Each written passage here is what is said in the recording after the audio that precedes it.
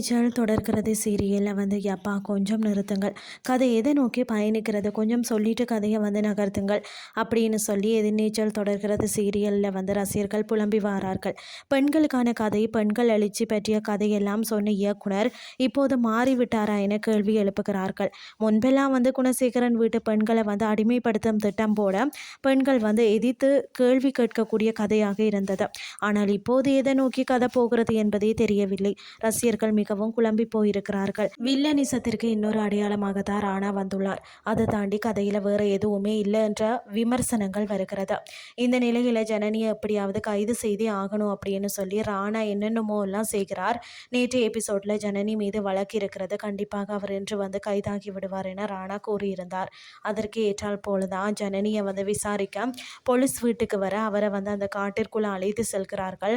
அங்கு போலீசார் எங்கு இறந்தவரின் உடல் காணல என கூற, சக்தி போலீசார் எங்களை கேட்டால் எப்படி தெரியும், நீங்கள் ஒரு பக்கமாகவே வழக்க விசாரிக்கிறீர்கள், எங்களுக்கு ராணா மீது சந்தேகம் இருக்கிறதுன்னு சொல்கிறோம், நீங்கள் அதை பற்றி கேட்கவே செய்யல அப்படின்னு சொல்லி அடுத்து கேள்வி கேட்டு மடக்குகிறார்.